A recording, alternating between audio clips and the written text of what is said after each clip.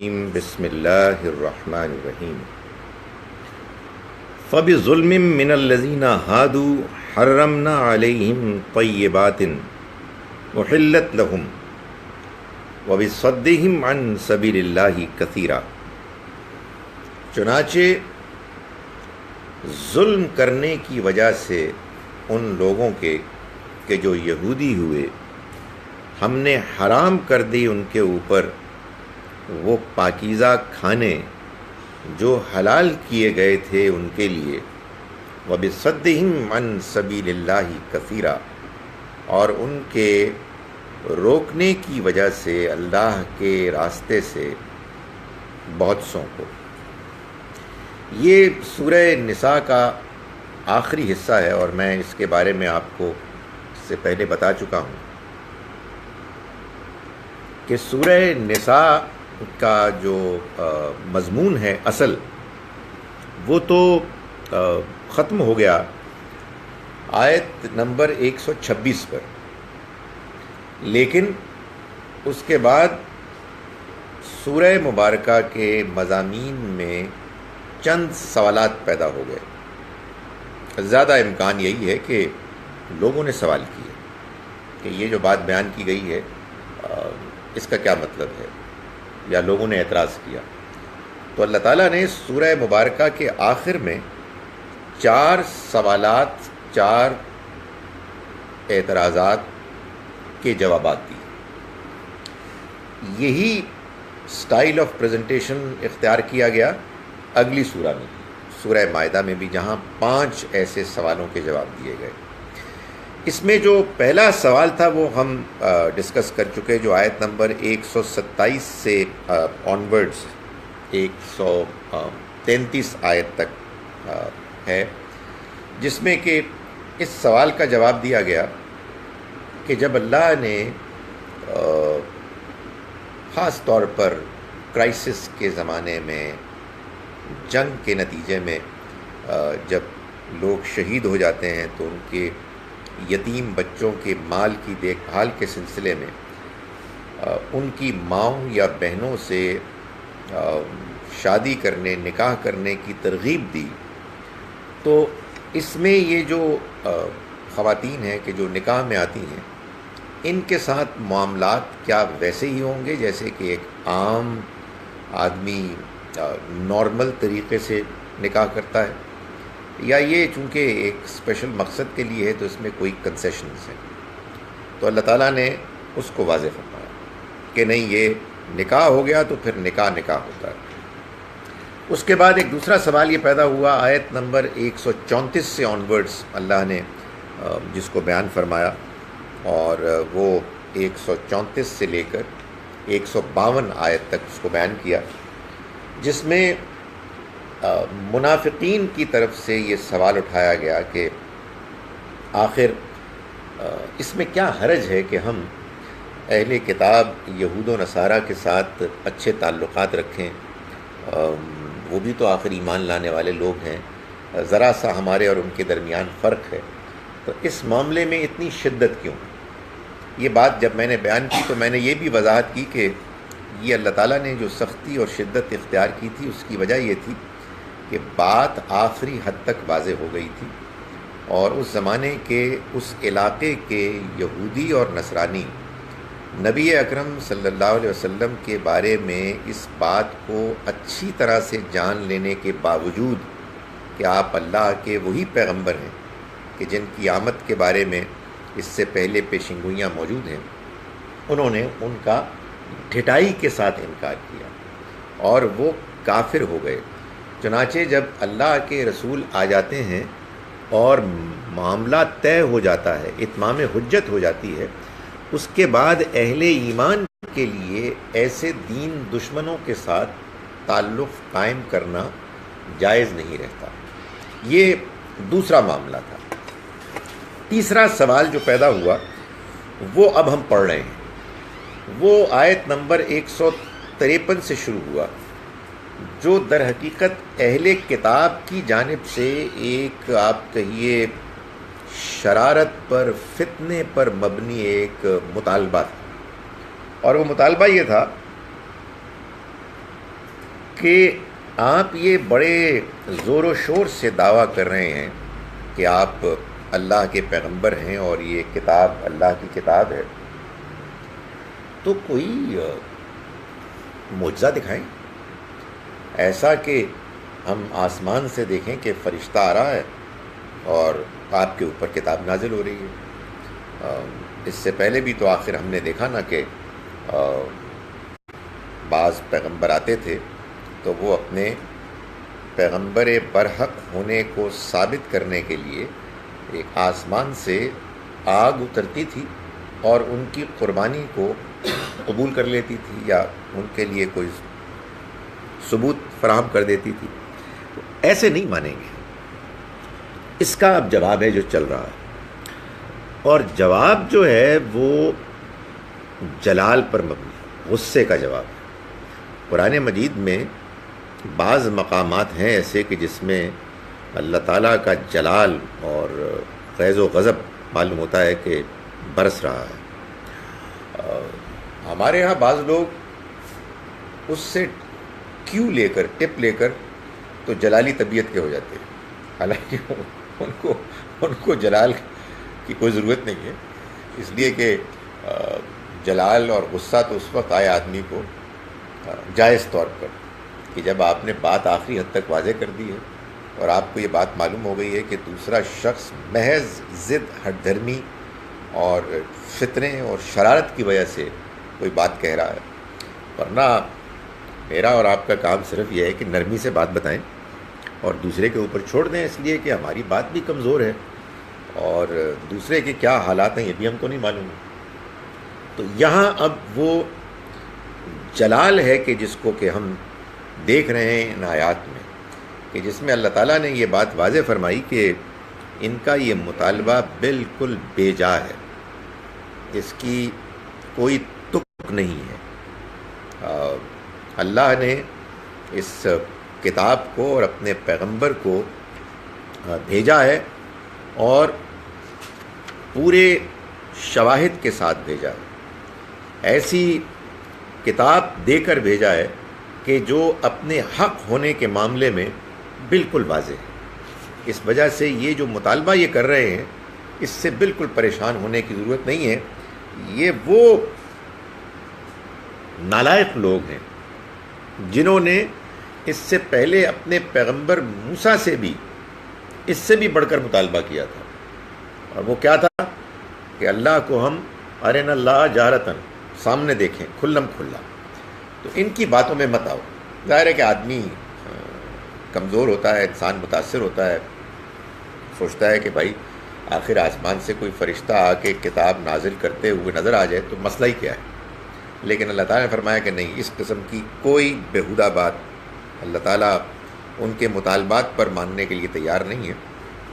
کوئی اللہ تعالیٰ کی طرف سے چیز غیر معمولی اس کی اپنی اسکیم کے مطابق ہو جائے تو وہ اور بات ہے۔ اس بات کو بیان کرتے ہوئے اللہ تعالیٰ نے پھر ان اہل کتاب کی فرد قرارداد جرم بیان کی، یعنی ان کے لسٹ آف کرائمز کو مینشن کیا۔ یہ جو قوم ہے، یہ جو تمہارے اوپر یہ اعتراض کر رہی ہے اور سوال اٹھا رہی ہے، یہ آپ کو معلوم ہے کون لوگ ہیں؟ یہ لوگ ہیں جنہوں نے یہ کیا اور یہ کیا اور یہ کیا، اور غصے میں، اور اس میں بھی ایسا جملہ اور ایسا بیان ہے کہ جس میں بات مکمل بھی نہیں ہے۔ وہ لوگ کہ جنہوں نے یہ کیا اور یہ کیا اور یہ کیا، یہ بات کہ وہ لوگ کیا ہیں یہ بتایا نہیں، معلوم تو غصہ ہے۔ تو اس کو ہم پڑھ رہے ہیں، تو کہیں درمیان میں ہم تھے۔ فرمایا فَبِظُلْمٍ مِّنَ الَّذِينَ هَادُوا، چنانچہ ان کے ظلم اور زیادتی کی وجہ سے کہ جو لوگ یہودی ہوئے، حرمنا علیہم طیبات، ہم نے حرام کر دی ان کے اوپر پاکیزہ چیزیں، یعنی پاکیزہ کھانے، احلت لہم، جو ان کے لیے حلال کر دیے گئے تھے۔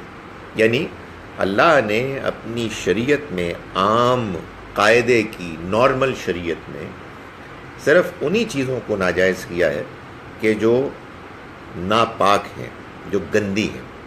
ابھی ترجمے میں جو ہم نے 4 چیزیں پڑھی، یہ اصل میں اسی اصول کی وضاحت ہے کہ گندی ناپاک چیزیں کیا ہوتی ہیں ہم جانتے ہیں. جو درندے ہوتے ہیں جو گوشت کھاتے ہیں ان کو کوئی بھی کھانا نہیں چاہتا، لیکن کہیں کہیں کوئی غلط فہمی ہو گئی، اس کو دور کر دی اور وہ 4 چیزوں بیان کر دیں کہ نہ تم مردار کا گوشت کھاؤ گے اگرچہ کہ وہ بھیڑ بکرے کا ہی کیوں نہ ہو، نہ تم ان کا خون کھاؤ گے پیو گے، نہ سور کا گوشت کھاؤ گے اگرچہ کہ اس کے بارے میں ایک کنفیوژن ہے کہ ہو سکتا ہے کہ وہ ٹھیک ہو، اور نہ ہی حلال جانور کو کھاؤ گے اگر وہ غیر اللہ کے نام پر حرام کیا گیا. اس کے علاوہ پاکیزہ چیزیں سب جائز ہیں، مگر یہودیوں نے جس قسم کی زیادتیاں کی، ظلم کیے، مذاق کیے اور سری نافرمانی کی، تو اللہ نے پھر اس کے نتیجے میں ان کے اوپر اپنی شریعت کو سخت کر دیا اور بہت سی وہ چیزیں کہ جو ادروائز جائز تھیں ان کے لیے ناجائز کر دی گئی. اس میں ایک نمایاں جو مثال ہے وہ ہفتے کے دن کی پابندیاں، یعنی ہفتے کے دن کی پابندیاں ان کے لیے ایسی تھیں جیسے ہمارے لیے جمعے کے وقت ہیں کہ آپ اذان سے لے کے اور نماز کے اختتام تک کوئی کاروبار نہ کریں، یہ زیادہ سے زیادہ گھنٹے کی بات ہے، لیکن ان کے لیے پورے ہفتے کا دن ہر طرح کے دنیاوی کاروبار کے لیے ناجائز قرار دے دیا گیا. تو یہ اس کی طرف اشارہ ہے. اور اللہ تعالیٰ نے فرمایا کہ یہ اس لیے کہ انہوں نے زیادتیاں کی، ظلم کیے، اور اللہ کے راستے سے بہت سے لوگوں کو اپنی حرکتوں کی وجہ سے روکا. وَأَخْذِهِمُ الرِّبَا، اور ان کے سود کھانے کے نتیجے میں وَقَدْ نُهُوا عَنْهُ، حالانکہ وہ اس سے روکے گئے تھے. اس سے یہ بات معلوم ہوئی کہ سود اللہ کی شریعت میں ہمیشہ سے ناجائز ہے، اور جب ہمیشہ سے ناجائز ہے تو ظاہر ہے کہ شروع سے مسلمان جو اچھے پڑھے لکھے مسلمان تھے ان کو معلوم تھا کہ یہ ناجائز ہے، اس لیے کہ ان کو یہ معلوم تھا کہ دین اسلام کوئی نیا دین نہیں ہے، بلکہ پچھلے ادیان یا پیغمبروں کی شریعت کی کنٹینیویشن ہے. چنانچہ یہ بالکل آخر میں جو اللہ تعالیٰ نے قرآن مجید میں سود کی حرمت کا بیان کیا، یہ کوئی نیا شریعت کا حکم نہیں تھا، بلکہ وہ بات کہ جو آلریڈی نون تھی اس کو بس امپلیمنٹ کیا. یہ میں اس لیے بات بیان کر رہا ہوں کہ اس سے یہ بات واضح ہو کہ اللہ کے ہاں طریقہ یہ ہے کہ وہ اپنے پیغمبروں کے آ جانے کے باوجود اپنی شریعت کے احکام کے نفاذ میں ایک گریجول طریقہ اختیار کرتا ہے، تدریج کو اختیار کرتا ہے. تو اس نے کہیں بعد میں جا کے اس کی حرمت کا اعلان کیا اور سختی سے روک دیا. وَأَكْلِهِمْ أَمْوَالَ النَّاسِ بِالْبَاطِلِ، اور ان کے لوگوں کے مال کھانے کی وجہ سے باطل طریقے سے، اس وجہ سے بھی یہ معاملہ ہوا. کیا معاملہ ہوا اس کو اللہ تعالیٰ نے بیان نہیں کیا. غصہ ہے نا، اور ان کے باطل طریقے سے مال کھانے کی وجہ سے، یعنی آپ کہیے حرام خوریوں کی وجہ سے. وَأَعْتَدْنَا لِلْكَافِرِينَ مِنْهُمْ عَذَابًا أَلِيمًا، جزاک اللہ. اور ہم نے تیار کر رکھا ہے ایسے کافروں کے لیے ان میں سے، ان کافروں کے لیے ان میں سے عذابًا علیما، ایک دردناک عذاب. لیکن الراسخون فی العلم منہم، ان میں سے البتہ جو علم میں رسوخ رکھنے والے ہیں، والمومنون، اور صحیح ایمان لانے والے، یؤمنون بما انزل الیک، وہ ایمان لاتے ہیں اس پر بھی کہ جو نازل کیا گیا آپ کی طرف، نبی اکرم صلی اللہ علیہ وسلم کی طرف، وما انزل من قبلک، اور جو اتارا گیا آپ سے پہلے. یعنی قرآن مجید نے اس بات کو بار بار بیان کیا ہے کہ سارے اہل کتاب ایک طرح کے نہیں ہوتے، ان میں اچھے بھی ہوتے ہیں، برے بھی ہوتے ہیں. حقیقت یہ ہے کہ یہ حقیقت ہر کمیونٹی میں ایسے ہی وہ جو اللہ تعالیٰ کا لا آف ایوریجز ہے، یہ ایک لا ہے، ایک قانون ہے کہ دنیا میں جو بھی آپ سوسائٹی بنائیں گے اس میں اچھے لوگ بھی ہوں گے، برے لوگ بھی ہوں گے۔ اس وجہ سے یہ بالکل بیوقوفی کی بات ہے کہ مسلمان سارے اچھے اور غیر مسلم سارے گندے۔ نہیں، اصل میں بات یہ ہے کہ اللہ کے رسول جب پیغمبر آ جاتے ہیں تو ان کی زندگی میں کیا ہوتا ہے کہ وہ اصل میں ہوتے ہیں، جیسے میں سمجھانے کے لیے کہہ رہا ہوں، مقناطیس۔ تو جو کھرا ہوتا ہے لوہا وہ اٹریکٹ ہو جاتا ہے، اور جو کھوٹا ہوتا ہے وہ الگ ہو جاتا ہے۔ چنانچہ جو ایمان لے آتے ہیں وہ اچھے ہوتے ہیں، جو ایمان نہیں لاتے وہ برے ہوتے ہیں۔ ہم نے اس کو جنرلائز کر لیا، اور ہم اتنے اندھے ہیں کہ اس جنرلائز کرنے کا ہم دیکھ رہے ہیں کہ یہ چور ہے، یہ ڈاکو ہے، یہ قاتل ہے، یہ لٹیرا ہے تو کلمہ پڑھنا، وہ سچا ہے، وہ نیک ہے، وہ لوگوں کی خدمت کر رہا ہے تو غیر مسلم۔ اب اس بیوقوفی کا کیا کیا جائے؟ کچھ نہیں کیا جا سکتا۔ لیکن قرآن مجید نے کبھی بھی ایسی بات نہیں کی۔ قرآن تو قرآن کے نزول کے زمانے میں بھی یہ کہہ رہا ہے کہ ان میں اچھے لوگ، اتنی زیادہ سختی اور ناراضی کا اظہار کرنے کے بعد اللہ تعالیٰ فرماتے ہیں کہ لیکن الراسخون فی العلم منہم والمؤمنون، ان میں سے البتہ جو علم میں پختہ ہیں اور جو ایمان والے ہیں۔ علم میں پختہ ہیں یعنی اچھے یہودی نصرانی عالم، اور والمؤمنون اور عام لوگ۔ وہ کون ہیں؟ یہ وہ لوگ ہیں کہ جو ایمان لاتے ہیں آپ پر، یعنی جب وہ اچھے لوگ ہیں اور ان کے سامنے اللہ کا پیغام اچھے طریقے سے پیش ہوتا ہے تو پھر کوئی رکاوٹ ہوتی نہیں، پھر نہیں کوئی رکاوٹ ہوتی، ختم ہو جاتا ہے سب کچھ، حجابات اٹھ جاتے ہیں جو عام طور پر نہیں اٹھ پاتے۔ یہ کیسے سمجھایا جائے لوگوں کو؟ اللہ کے رسول کے آنے کے بعد ان کے زمانے میں ایک مدت گزر جانے کے بعد ہر طرح کی رکاوٹ جو عام حالات میں ایک جائز رکاوٹ ہوتی ہے وہ ختم ہو جاتی ہے، اتنی واضح ہو جاتی ہے بات۔ تو پھر اس کے بعد کیا ہوتا ہے؟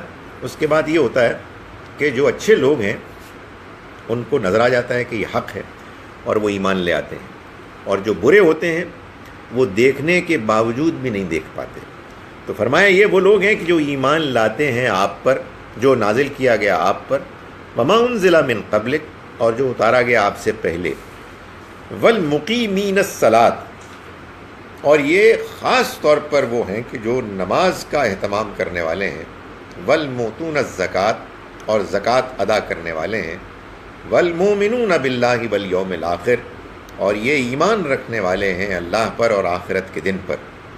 یعنی یہ پہلے بھی نماز پڑھتے تھے، پہلے بھی زکوٰۃ دیتے تھے، پہلے بھی اللہ کو مانتے تھے، پہلے بھی آخرت کو مانتے تھے، اور آپ پر ایمان لے آئے تو ان کا یہ صحیح رویہ جاری رہا، اس کے اندر مزید نکھار پیدا ہو گیا، اور انہیں یہ احساس ہو گیا کہ جو انہوں نے پہلے سے حق پایا ہوا تھا اس حق میں اللہ تعالیٰ نے مزید روشنی میں اضافہ کر دیا۔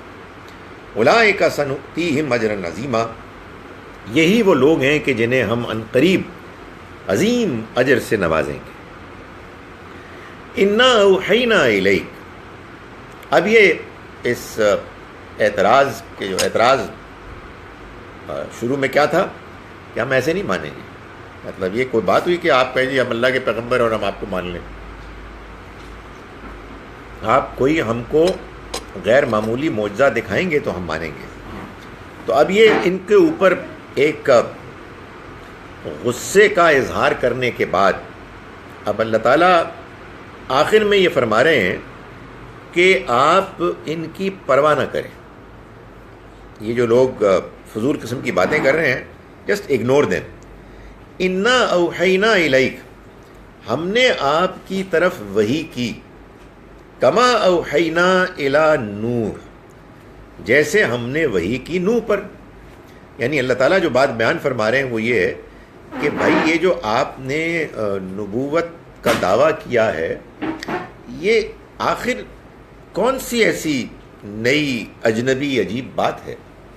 اس سے پہلے بھی بہت سے ہم نے پیغمبر بھیجے ہیں، تو اس لیے ان کی پرواہ نہ کریں، اور ہمارے پیغام کو اس تناظر، اس کانٹیکسٹ میں دیکھیں تو فرمایا کہ انا اوحینا الیک، ہم نے وحی کی آپ کی جانب اے پیغمبر، کما اوحینا الی نوح، جیسے کہ ہم نے وحی کی نوح پر، والنبیین من بعدہ، اور دوسرے نبیوں پر کہ جو ان کے بعد آئے،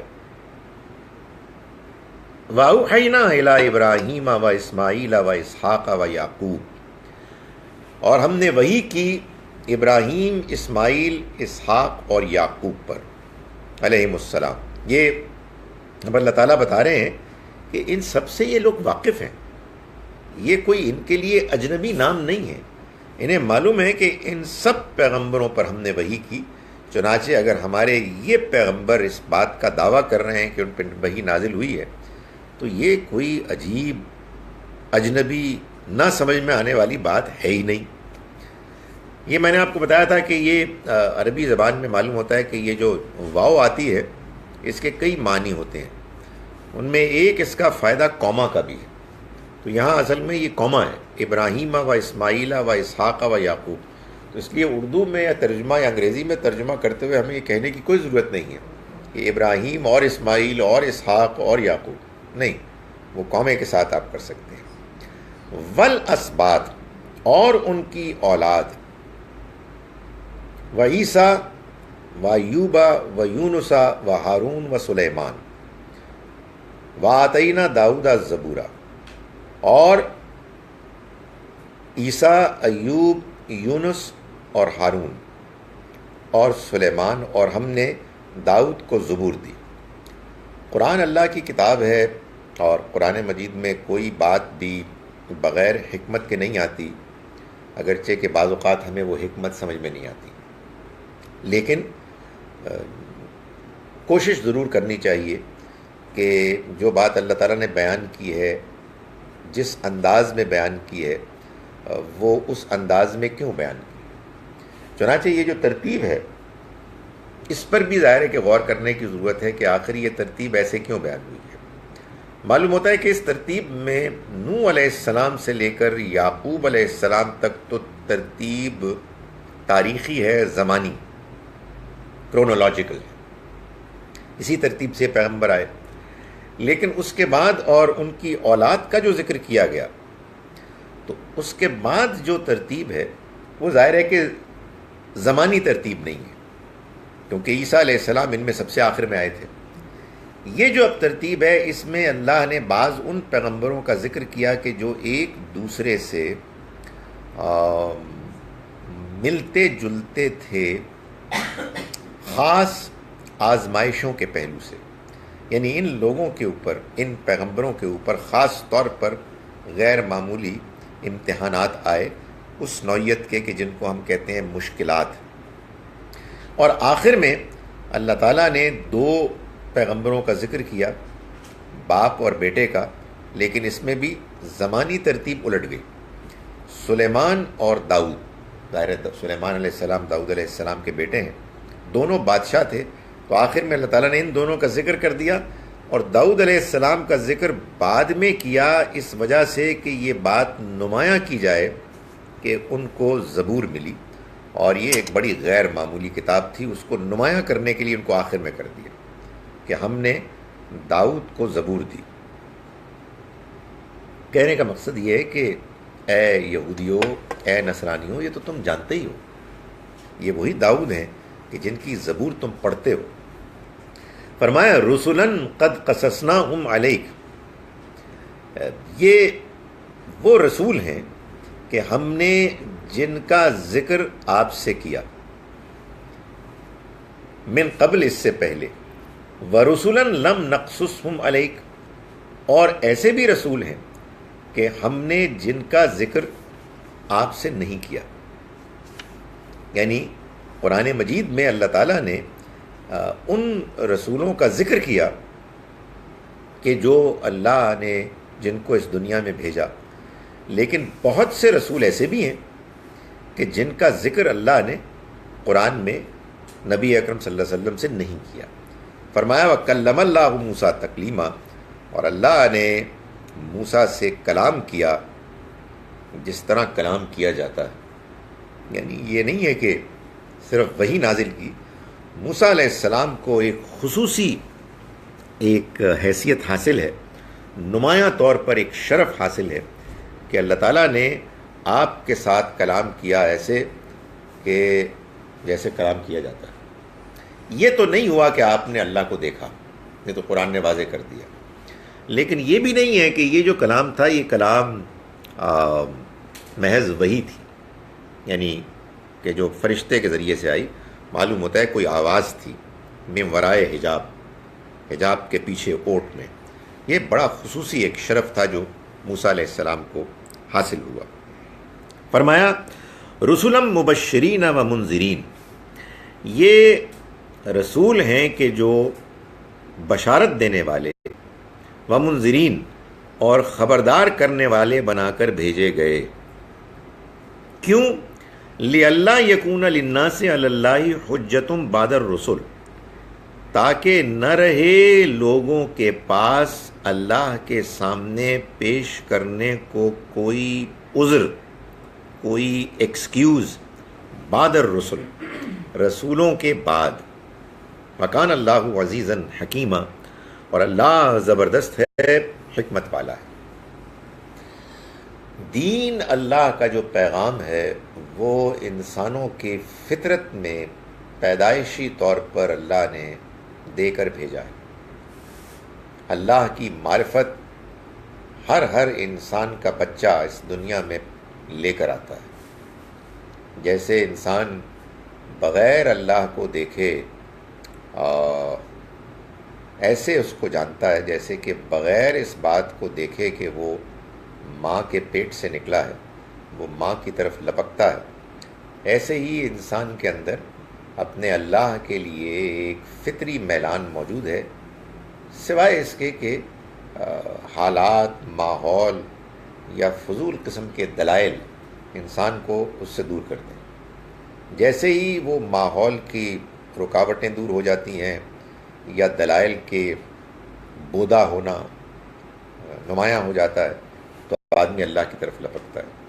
یہ ہماری فطرت میں، بالکل اسی طرح سے ہماری فطرت میں یہ بات بھی ہے کہ صحیح کیا ہے، غلط کیا ہے، حق کیا ہے، باطل کیا ہے، پسندیدہ کیا ہے، ناپسندیدہ کیا ہے۔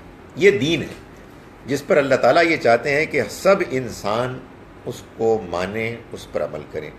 اور اسی کے ساتھ ساتھ یہ بات بھی ہے کہ یہ دنیا کی زندگی ایک آزمائش ہے اور ایک آخرت ہونے والی ہے۔ یہاں تو معاملہ ٹھیک نہیں ہوتا، یہاں تو لوگوں کے ساتھ انصاف نہیں ہوتا، تو مرنے کے بعد بھی ایک زندگی ہے، یہ بھی انسان دیکھ لیتا ہے۔ یہاں حالات ایسے ہوتے ہیں کہ ایسا نہیں ہوتا کہ حق بات جو لوگ اختیار کرتے ہیں ان کو انعام ملتا ہے اور اہل باطل کو سزا ملتی ہے۔ تو یہ موٹا موٹا دین ہے، دین اسی کو کہتے ہیں۔ اللہ نے اس دین کی سچائی اور حقیقت کو نمایاں واضح کرنے کے لیے اپنے رسولوں کو، پیغمبروں کو بھیجا۔ جب وہ آ جاتے ہیں تو کیا ہوتا ہے؟ یہ ہوتا ہے جو بیان کیا جا رہا ہے کہ ان کے آنے سے، بڑی امپورٹنٹ آیت ہے، ان کے آنے سے کیا ہو جاتا ہے؟ انسانوں کے پاس اللہ کے حضور میں پیش کرنے کے لیے کوئی ایکسکیوز، کوئی عذر باقی نہیں رہتا۔ یہ میں اس لیے بتا رہا ہوں کہ ایک سوال کا جواب، بلکہ دو سوالوں کے جواب سامنے آ گئے۔ ایک یہ کہ یہ کیا ماجرا ہے کہ تمام دنیا والوں کے پاس اللہ کے پیغمبروں کا پیغام نہیں پہنچتا؟ ساری دنیا کے انسانوں کو اللہ نے کیوں نہیں پیغمبر بھیجے؟ ہم مسلمانوں کے پاس پیغام ہے، دوسروں کے پاس کیوں نہیں آیا؟ تو اس کا جواب قرآن نے یہ دیا کہ پیغمبر کیا کرتے ہیں؟ پیغمبر یہ نہیں کرتے کہ آپ اندھے تھے، آپ کو نگاہیں دے دیں، آپ اندھیرے میں ہوتے ہیں، آپ کو روشنی دکھائیں۔ یعنی وہ ایک ریلیٹیو چیز تو تھوڑی سی ہوتی ہے، آپ کو آنکھیں دے کر بھیجا، آپ کے پاس روشنی ہے۔ پیغمبر آ کے اس کو بالکل واضح کر دیتے۔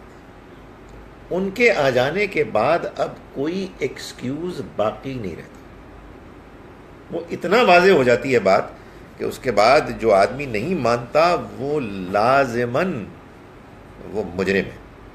یہ ہے رسولوں کے آنے کا اصل مقصد۔ تو ایک بات تو یہ واضح ہوتی ہے، اور دوسری بات اس سے یہ بھی واضح ہو جاتی ہے کہ ظاہر ہے کہ جب پیغمبر کا پیغام خود براہ راست لوگوں تک نہیں پہنچا ہے تو پھر ہو سکتا ہے ان کے پاس کوئی ایکسکیوز ہو، ورنہ یہ جملہ ایک غیر ضروری جملہ ہے کہ لوگوں کے لیے تاکہ اللہ کے حضور میں پیش کرنے کے لیے کوئی عذر باقی نہ رہے۔ معلوم یہ ہوا کہ اگر رسول نہیں آئے ہیں تو کوئی نہ کوئی عذر ہو سکتا ہے، اور یہ فیصلہ قیامت کے دن ہوگا۔ میں اور آپ کون ہوتے ہیں کسی کو برا بھلا کہنے والے؟ اس کا توڑ ہمارے بعض لوگوں نے یہ کیا ہے کہ جب آ گئے ہیں اللہ کے آخری رسول صلی اللہ علیہ وسلم تو عذر ختم ہو گئے۔ نہیں، وہ عذر ختم اس وقت ہوتا ہے جب وہ خود موجود ہوتے ہیں، ان کی شاندار بے مثال شخصیت، ان کے ساتھ ان کا کلام، اللہ کی طرف سے واقعات، حالات، ان سب سے قطع عذر ہو جاتا ہے، عذر ختم ہو جاتا ہے، ایکسکیوز باقی نہیں رہتا، کوئی جسٹیفیکیشن نہیں رہتی کہ آدمی کہے کہ میں نہیں مانتا۔ تو اس وجہ سے اے مسلمانوں، ہاتھ ہولا رکھو، زیادہ گرمی کھاندی کوئی لوڑ نہیں۔ آپ نے جو بات سمجھی ہے نرمی کے ساتھ، پیار محبت کے ساتھ لوگوں کو پہنچائیں، اور وہاں فیصلہ ہوگا۔ یہ بات کے بعد اتنی واضح ہو گئی ہے کہ جو نہیں مان رہا وہ مجرم ہے، یہ اللہ تعالیٰ رسولوں کے آنے کے بعد کرتا ہے۔ وَكَانَ اللَّهُ عَزِيزًا حَكِيمًا، اور اللہ زبردست ہے، حکمت والا ہے۔ یعنی وہ ہے کہ جو پوری طاقت رکھتا ہے اور اس کو اس کا پورا اختیار ہے کہ وہ جس کو چاہے منتخب کرے، جن لوگوں میں چاہے بھیجے، جن لوگوں میں چاہے نہیں بھیجے۔ اور کیوں؟ حکمت والا ہے، اس کے ہر کام میں حکمت ہوتی ہے۔ اس نے اگر مثال کے طور پر چینیوں میں کوئی پیغمبر نون تاریخ میں نہیں بھیجا، اس کی کوئی حکمت ہے، اور مسلمانوں میں اور یہودیوں میں بھیجا ہے، اس کی حکمت ہے۔ تو اللہ طاقتور ہے، حکمت والا ہے۔ لیکن اللہ یشہد بما انزل الیک، مگر اللہ اس چیز کی گواہی دیتا ہے، بما انزل الیک، کہ جو اس نے آپ پر اتاری۔ یعنی کہنے کا مقصد یہ ہے کہ اللہ تعالیٰ گویا کہ یوں بیان فرما رہے ہیں کہ یہ جھٹلاتے ہیں، جھٹلائیں، جائیں، ان کو جھٹلانے دیں۔ اللہ اس چیز کی گواہی دیتا ہے جو اس نے آپ پر نازل کی، انزلہ بعلمہ، کہ اس نے اس کو اپنے علم کے ساتھ نازل کیا، والملائکۃ، اور فرشتے بھی یشہدون، گواہی دیتے ہیں، وکفیٰ باللہ شہیدا، اور اللہ گواہی دینے کے لیے کافی ہے۔ اس کا کیا مطلب ہے؟ اس کا مطلب یہ ہے کہ یہ لوگ انکار کرتے ہیں تو انکار کرتے رہیں، اللہ جانتا ہے کہ آپ اس کے پیغمبر ہیں، فرشتے بھی جانتے ہیں۔ یہ اصل میں اس یقین کا بیان ہے، اس اعتماد کا بیان ہے، اس اطمینان کا بیان ہے کہ جو نبی اکرم صلی اللہ علیہ وسلم کو حاصل تھی، کہ ان کے انکار کرنے سے کیا ہوتا ہے؟ اللہ جانتا ہے، اللہ گواہی دیتا ہے، اور اللہ کے جاننے اور اس کے گواہی دینے کے نتیجے میں آپ کو یہ اطمینان حاصل ہے۔ یہ حقیقت ہے۔ آدمی کو ڈھیٹ تو نہیں ہونا چاہیے، یعنی یہ ایک بڑی مشکل چیز ہے کہ ڈھیٹ اور ضدی ہونے میں اور ایک مطمئن انسان ہونے میں فرق کیا ہے۔ جو آدمی مطمئن ہوتا ہے اپنے سچائی پر، وہ تمام کرٹیسزم کو سن رہا ہوتا ہے، اپنا جائزہ لے رہا ہوتا ہے، مگر اسے اطمینان ہوتا ہے۔ اور جو ڈھیٹ ہوتا ہے وہ کہتا ہے کہ میں نے کسی کی باتیں نہیں سنی، تمہاری ایسی کی تیسی۔ تو اللہ تعالیٰ یہاں یہ جو بات بیان فرما رہے ہیں وہ یہ ہے کہ یہ انکار کرتے ہیں، کریں، اس سے کیا فرق پڑتا ہے؟ پیغمبر اللہ گواہی دیتا ہے کہ جو اس نے نازل کیا ہے آپ پر، اس نے نازل کیا ہے اپنے علم کی بنیاد پر، اور فرشتے بھی گواہی دیتے ہیں، اور اللہ کافی ہے گواہی دینے کے لحاظ سے۔ مطلب یہ ہے کہ آپ اپنا کام کریں، آپ مطمئن رہیں، آپ ان کے اعتراضات کو اگنور کریں، اس سے فرق ہی کیا پڑتا ہے؟ خدا جانتا ہے کہ اس نے آپ کے اوپر یہ پیغام نازل کیا ہے، فرشتے جانتے ہیں، اور اللہ کا جاننا اور فرشتوں کا جاننا، اس کے نتیجے میں آپ کے دل میں، آپ کے قلب پر جو اطمینان ہے، جو اعتماد ہے، وہ بہت کافی ہے۔ ان لوگوں کی ان فضول قسم کی باتوں سے متاثر ہونے کی ضرورت نہیں ہے۔ ان الذین کفروا وصدوا عن سبیل اللہ، یقیناً وہ لوگ کہ جنہوں نے انکار کیا اور اللہ کے راستے سے روکا، قد ضلوا ضلالا بعیدا، وہ دور کی گمراہی میں بھٹک گئے، یعنی خود انکار کیا اور دوسری جانب دوسروں کو روکا۔ اب ظاہر ہے کہ بظاہر تو یہ ہو رہا تھا نا کہ ایک جانب ایک مذہبی پیغام تھا جو رسول اللہ پیش کر رہے تھے، اور دوسری جانب ایک اور مذہبی پیغام تھا جو یہود پیش کر رہے تھے، لیکن عام حالات میں تو کچھ بھی نہیں ہو سکتا۔ عام حالات میں کوئی آپ فیصلہ نہیں کر سکتے، یعنی فیصلہ اناؤنس نہیں کر سکتے۔ اپنے دل میں آپ کا اطمینان ہو سکتا ہے، لیکن وہی نازل ہو رہی ہو تو اللہ تعالیٰ پھر وہی کے ذریعے سے یہ اعلان کر سکتا ہے، کرتا ہے کہ یہ لوگ ہیں کہ جو نہ صرف یہ کہ انکار کر رہے ہیں بلکہ اللہ کے راستے سے روک رہے ہیں، اور یہ دور کی گمراہی میں مبتلا ہو، یعنی یہ جان بوجھ کر کر رہے ہیں، یہ ضد میں مبتلا ہو گئے ہیں، ہٹ دھرمی کا شکار ہیں، دور کی گمراہی میں۔ ان الذین کفروا وظلموا، یقیناً وہ لوگ کہ جنہوں نے کفر کیا اور ظلم کیا، لم یکن اللہ، نہیں ہے اللہ ایسا کہ لیغفر لہم، معاف کر دے ان کو، ولا لیہدیہم طریقہ، اور نہیں یہ کہ وہ دکھائے ان کو کوئی راستہ، الا طریقہ جہنم، سوائے جہنم کے راستے کے، خالدین فیہا ابدا، وہ رہیں گے اس میں ہمیشہ کے لیے، وکان ذالک علی اللہ یسیرا، اور یہ چیز اللہ کے لیے آسان ہے۔ یعنی اس میں یہ بتایا گیا ہے اس آیہ مبارکہ میں کہ وہ لوگ کہ جو یعنی یہ یہودی اور نصرانی جنہوں نے کہ جان بوجھ کر انکار کر دیا اور جنہوں نے ظلم کیا، قرآن سے بات واضح ہوتی ہے کہ ظلم جو شخص کرتا ہے وہ کسی دوسرے کے خلاف نہیں کرتا بلکہ اپنے اوپر کرتا ہے۔ یہ ہے نا ہمارے ہاں جو ایک جدید ذہن ہے جو مذہبی حقیقتوں کو نہیں مانتا، وہ کہتا ہے جی کہ بات یہ ہے کہ بدی یہ ہے کہ آپ کسی کے ساتھ برائی کریں، آپس میں آپ نے کوئی مزے کے لیے، کوئی عیاشی کے لیے کوئی کام کیا جس میں کسی کے ساتھ زیادتی نہیں ہو رہی بلکہ دوسرے لوگ بھی اس میں خوش ہیں، راضی ہیں، یہ کوئی ظلم نہیں۔ قرآن سے معلوم ہوتا ہے کہ ظلم اصل میں برائی کرنا ہے جان بوجھ کر، چاہے اس برائی سے کسی کو نقصان ہوتا ہے یا نقصان نہیں ہوتا۔ بھلا غیبت کرنے سے جس کی غیبت کی جائے اس کو کیا نقصان ہوتا ہے؟ معلوم ہوتا ہے اس کو فائدہ ہی ہوتا ہے، آپ کی نیکیاں ادھر جائیں گی۔ لیکن بندہ زیادتی کر رہا ہوتا ہے اپنے ساتھ، ایک گھٹیا کام کر رہا ہوتا ہے، اپنے اخلاق بگاڑ رہا ہوتا ہے، تو اللہ تعالیٰ فرماتے ہیں کہ وہ لوگ کہ جنہوں نے جان بوجھ کر انکار کیا اور انہوں نے ظلم کیا، یعنی اپنی جانوں کے ساتھ زیادتی کی، غیر اخلاقی حرکتیں کی، حق کا انکار کر دیا، حق کو چھپایا، لم یکن اللہ لیغفر لہم، نہیں ہے ایسا اللہ کہ وہ ان کو معاف کرے گا۔ اس میں ایک بات امپلائیڈ ہے، معاف تو اللہ تبھی کرتا ہے نا کہ جب کوئی معافی مانگتا ہے، تو نہیں ہے اللہ کہ وہ ان کو توفیق دے گا کہ وہ معافی مانگیں۔ یہ وہی قانون ہے کہ جو قرآن میں بیان کیا گیا ہے۔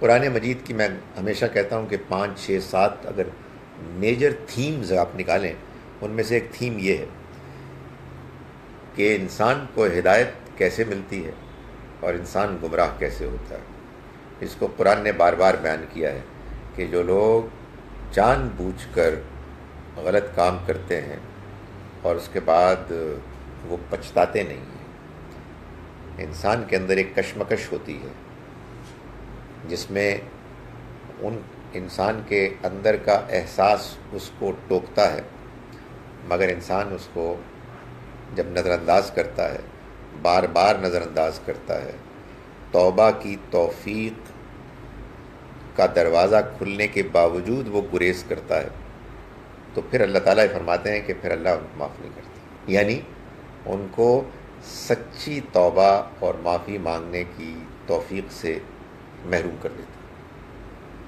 ولا لیہدیہم طریقہ، اور نہ ہی وہ ہدایت دیتا ہے ان کو کسی راستے کی، الا طریقہ جہنم، سوائے جہنم کے راستے کی، خالدین فیہا ابدا، وہ اس میں ہمیشہ کے لیے رہیں گے۔ یعنی معلوم یہ ہوا کہ دنیا میں اللہ تعالیٰ بعض گناہ گاروں کو ان کے گناہ کے باوجود معافی مانگنے کی توفیق دیتا ہے اور وہ ان کی معافی قبول کرتا ہے، اور یوں وہ ان کو جنت کا راستہ دکھاتا ہے، جنت کی طرف بڑھنے کا ان کو موقع فراہم کرتا ہے۔ لیکن بعض وہ لوگ ہوتے ہیں کہ جو سچائی کا انکار کرتے ہیں، انکار کرنے میں وہ بضد ہو جاتے ہیں، بہت آگے بڑھ جاتے ہیں، اپنی جانوں پر ظلم کرتے ہیں، تو اللہ تعالیٰ ان کو پھر معاف نہیں کرتا اور نہ ہی ان کو کوئی راستہ دکھاتا ہے سوائے جہنم کے راستے کے، خالدین فیہا ابدا، وہ رہیں گے اس میں ہمیشہ کے لیے، وکان ذالک علی اللہ یسیرا، اور یہ چیز اللہ کے لیے آسان ہے۔ یعنی یہ اس بات کا، اس سوال کا جواب دیا ہے جو بعض نیک لوگ کرتے ہیں، اللہ تعالیٰ کیسے کر سکتے ہیں، اپنے بندوں کو عذاب دیں گے، ہے ماں تو نہیں اپنے بیٹے کو کبھی ایسا کرے گی، تو اللہ کے لیے بہت آسان ہے، کوئی پرابلم نہیں ہوگی اس کو۔ اللہ ماں سے زیادہ محبت کرتا ہے، لیکن اللہ ماں کے مقابلے میں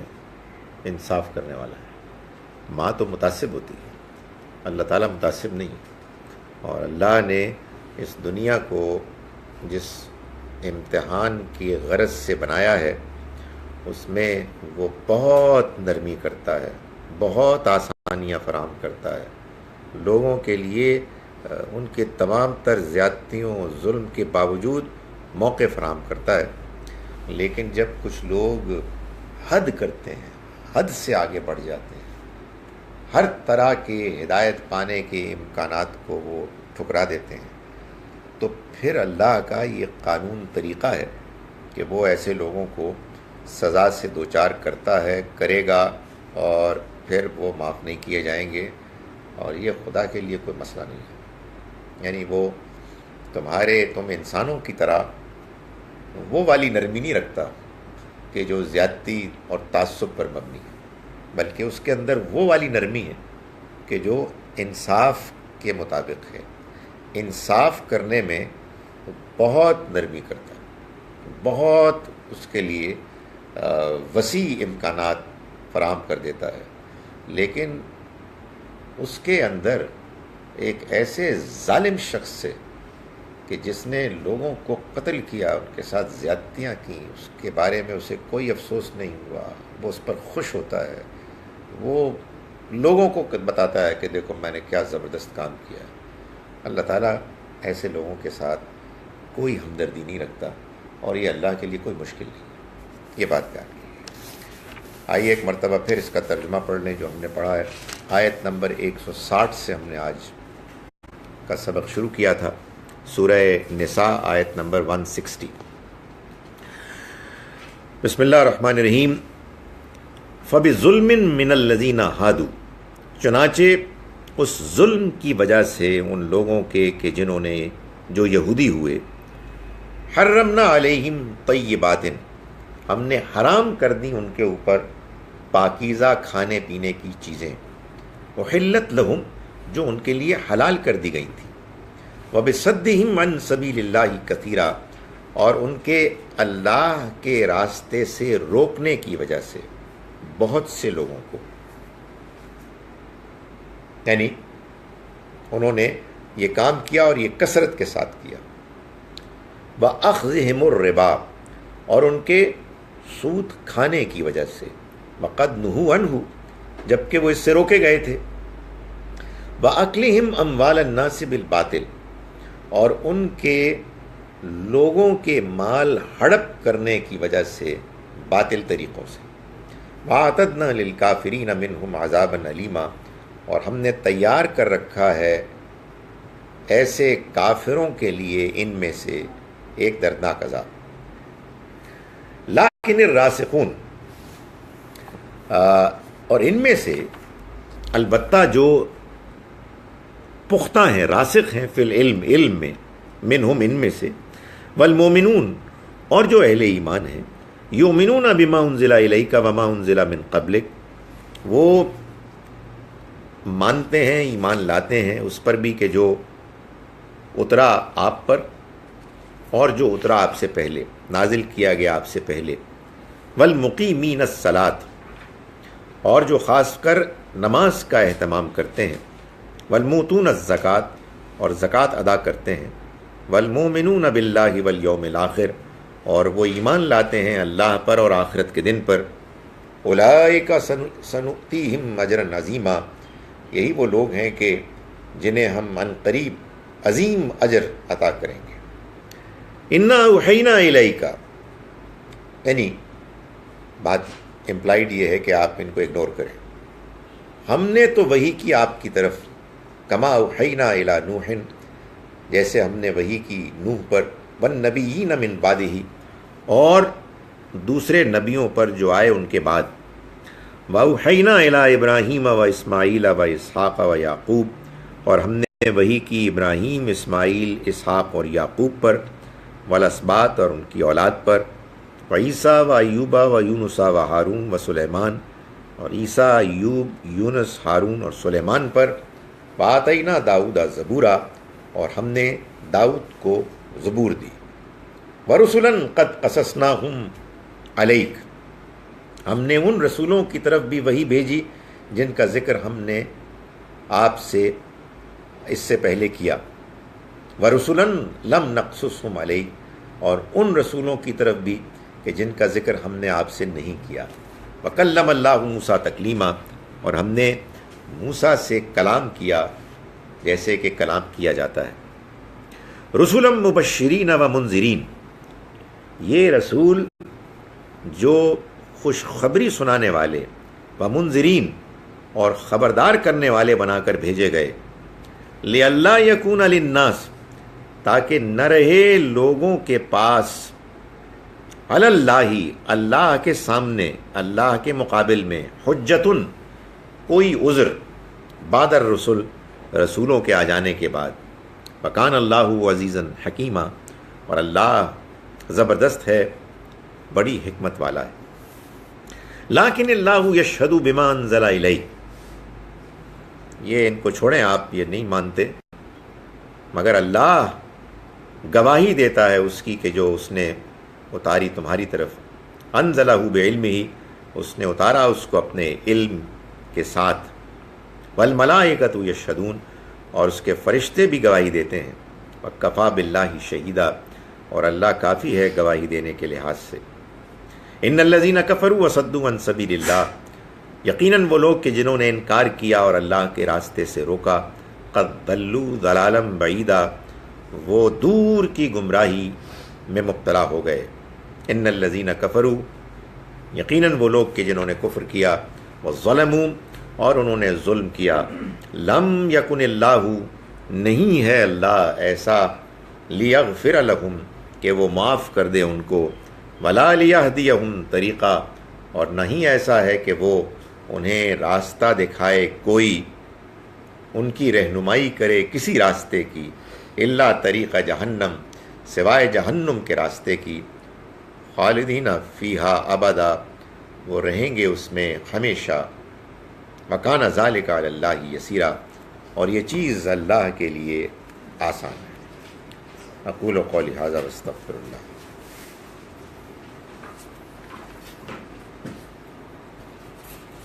اس کے بعد سوالات ہوتے ہیں اور نہیں بھی ہوتے.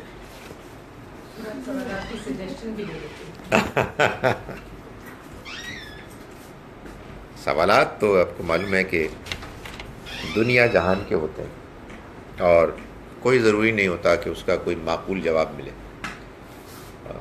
مگر اس سے کیا فرق پڑتا ہے؟ اصل میں سوال ہی کے نتیجے میں علم بڑھتا ہے اور بات سمجھ میں آتی ہے. اور یہ حقیقت ہے کہ کئی مرتبہ ایسا ہوا ہے کہ سوال کا جواب آپ نے دیا اور پھر وہی سوال دوبارہ آیا تو آپ محسوس کرتے ہیں کہ نہیں، وہ پچھلا جواب ٹھیک نہیں تھا یا پوری طرح ٹھیک نہیں تھا. تو میں اب آپ کیونکہ سوال نہیں کرے تو میں اسی طرح کے ایک سوال کا جواب آپ کو دیا. کوئی تمیز تو باندھنی ہے. آج کل جو کرنٹ افیئرز ہیں وہ ہیں حج. حج میں آج کل خواتین کے ساتھ ایک مشکل یہ پیش آ جاتی ہے کہ وہ جاتے ہیں حج کرنے کے لیے ایک کسی اسکیم کے تحت، جس میں ظاہر ہے کہ کچھ ڈیٹس ہوتی ہیں جن ڈیٹس تک آپ وہاں رہ سکتے ہیں اور اس کے بعد پھر آپ کو جانا پڑتا ہے. مثال کے طور پر 15 ذوالحج کو آپ کو جانا ہے، آپ کے پاس کوئی چوائس ہی نہیں ہے. اب کیا ہے کہ وہ حج میں ہیں اور ان کے مینسز آ گئے اور وہ طواف زیارہ نہیں کرتا. اور طواف زیارہ جو ہے وہ ایک حج کے ارکان میں سے ایک رکن ہے. تو میں نے اس کو اپنے وہ واٹس ایپ کے میسج میں بھی اس کا جواب بھیجا، لیکن اب معلوم ہوا کہ وہ جواب بھی ادھورا ہے. مجھے اس کو کچھ کرنا پڑے گا، اسی طرح سے وائس میسج میں ایڈ کر دوں گا. میں نے جو جواب بھیجا وہ یہ تھا کہ قرآن مجید سے معلوم ہوتا ہے، سورہ بقرہ سے، کہ اگر کوئی شخص حج کرنے کے لیے آیا ہے اور راستے میں ہے تو وہ راستے میں رک گیا، کوئی ایسی مجبوری تھی کہ جس کی وجہ سے وہ آگے نہیں بڑھ سکتا اور اس کے پاس قربانی کا جانور ہے. اس سے آپ زیادہ پریشان نہ ہو کہ قربانی کا جانور ہے. جی اس زمانے میں یہی ہوتا تھا، لوگ اپنے گھر سے نکلتے تھے تو ہدی کا جانور لے کے نکلتے تھے. تو اب وہ گھر سے نکلے ہیں، ساتھ قربانی کا جانور ان کے ہے اور ان کو راستے میں وہ رک گئے. راستے میں رک گئے سے مطلب یہ بھی ہو سکتا ہے کہ کچھ ڈاکو لٹیروں نے روک دیا، یہ بھی ہو سکتا ہے بیماری نے روک دیا، کچھ بھی ہو سکتا ہے، واقعہ ہو گیا، حادثہ ہو گیا. تو قرآن مجید نے کہا کہ وہ بس وہیں جانور قربان کر دیں اور چلے، جس میں یہ بات امپلائیڈ ہے کہ بس ان کا حج ہو گیا، کیا ہو سکتا ہے، بات ختم ہو گئی. یہ بات میں نے بیان کر دی کہ اسی پر قیاس کرتے ہوئے یہ کہا جا سکتا ہے کہ وہ خواتین کے جو اس طرح کی آزمائش سے دوچار ہیں کہ وہ طواف زیارہ نہیں کر پائیں اور ان کی واپسی کی تاریخ آ گئی تو بس آ گئی. یعنی مجبوری کے معاملے میں اللہ تعالیٰ درگزر کرنے والا ہے اور ظاہر ہے کہ جتنے ارکان آپ نے پورے کر لیے بس وہ کافی ہیں. یہ میں نے جواب بھیج دیا تھا. لیکن اس میں جو کوتاہی رہ گئی وہ یہ تھی کہ وہ ایک کام کر کے جائیں اور وہ ہے جانور قربان کرنا. ایک جانور قربان کریں اور بس چلیے ان کا حج ہو گیا.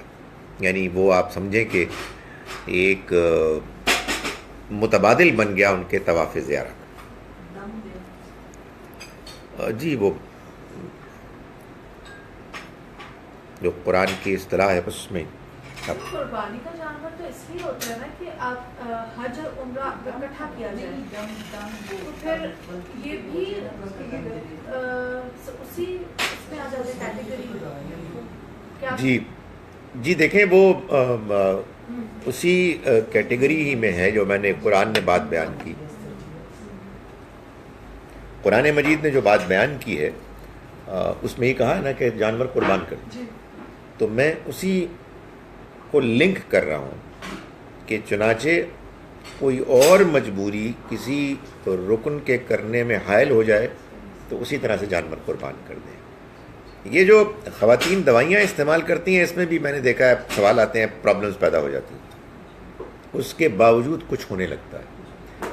اس میں یہ کویسچن پیدا ہوتا ہے کہ یہ جو ہو رہا ہے ان کے ساتھ یہ مینسز ہیں یا نہیں ہیں؟ اس کا جواب سچی بات یہ ہے کہ اس کے علاوہ کچھ نہیں دیا جا سکتا ہے کہ کسی ایکسپرٹ سے پوچھیں.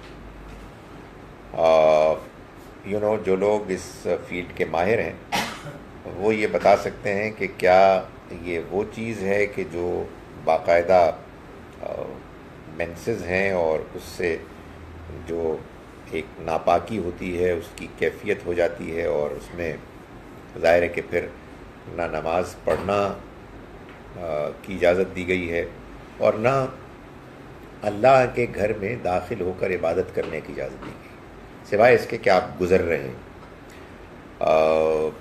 ڈاکٹر اگر جو اس فیلڈ کا ایکسپرٹ ہے وہ یہ کہتا ہے کہ نہیں یہ الگ سے کوئی اور چیز ہے، تو پھر اس میں اللہ تعالیٰ نے لگتا ہے کہ سہولت دی ہے. اللہ آسانیاں چاہتا ہے کہ آپ بس اپنے آپ کو پاک صاف کر لیں اور جتنا آپ کر سکتے ہیں اور اپنے معمول کی عبادت کے معاملات کریں. لیکن اگر ایکسپرٹ کا خیال یہ ہے کہ نہیں یہ وہی چیز ہے تو پھر ظاہر ہے کہ پھر وہی دین کا حکم آ جائے گا کہ جو مینسز کے معاملے ہیں. ایسے بھی تو ہوتا ہے کہ ایسے حالات ہوتے ہیں دوائی ہوتی ہے کیونکہ آپ کو پیریڈس آ جاتے ہیں، اب باقی ارکان حج پر کر لینے سے واقعی زیادہ بھی نہیں کر سکتے. تو آپ جب اگر آپ پاس اتنی گنجائش ہے وہاں رہنے کی، جب تک آپ کلیئر نہیں ہوتے تو آپ واقعی زیادہ کر کے پھر آ جائیں. یہ تو میری بالکل ٹھیک ہے. یہ تو اصل میں پرابلم ہی اس وقت پیدا ہوتی ہے کہ جب آپ کسی ایسے اسکیم میں گئے ہیں کہ جس میں مثال کے طور پر 14 ذوالحج کو واپس جانا ضروری ہے، ورنہ آپ کو فلائٹ ہی نہیں ملے گی. اگر آپ افورڈ کر سکتے ہیں تو پھر تو ضرور انتظار کریں، مگر اگر آپ کر ہی نہیں سکتے تو ایسے بہت سی ہیں خواتین بیچاری جو واپس آ جاتی ہیں تو ان کو ایک قلق ہوتا ہے کہ کیا ہمارا حج نہیں ہوا. تو نہیں، ایسی بات نہیں ہے، بس قربانی کرنا ختم کر لیں. سر ایک فارورڈ میسج بہت زیادہ آ رہا ہے کہ قربانی جن لوگوں نے کرنی ہے وہ یا کم سے 10 ذوالحج تک نیلز نہیں کاٹ سکتے. تو میں یہ سمجھتی تھی کہ شاید جو حج کرنے والے ان پہ یہ ہوتی تھی، تو کیا آیا جو ہم لوگ یہاں بیٹھے ہیں ان پہ بھی یہ پابندی ہے؟ جو حج کرنے والے لوگ ہیں ان پر تو جو پابندی ہے وہ اصلاً احرام کی پابندی ہے. جی معلوم یہ ہوتا ہے کہ اسی کو نبی صلی اللہ علیہ وسلم نے عام قربانی کے لیے ارادہ رکھنے والے لوگوں پر بھی اس کو اطلاق اس کا کر دیا ہے، سوائے اس فرق کے کہ ان لوگوں کے لیے یہ ایک پسندیدہ چیز ہے نہ کہ لازمی چیز ہے. ان لوگوں کے لیے وہ لازمی ہے. اچھی بات ہے نا. دیکھیں بات یہ ہے کہ کیا مسئلہ کیا ہے.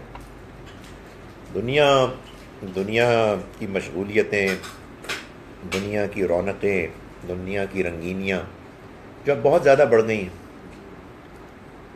کبھی کبھی تو اللہ تعالیٰ کرتے ہیں کہ کوئی آپ سے تقاضا کرتے ہیں کہ آپ ایک اپنے اوپر درویشی کی کیفیت طاری کریں اور اس میں پھر اللہ کی طرف آپ رجوع کریں.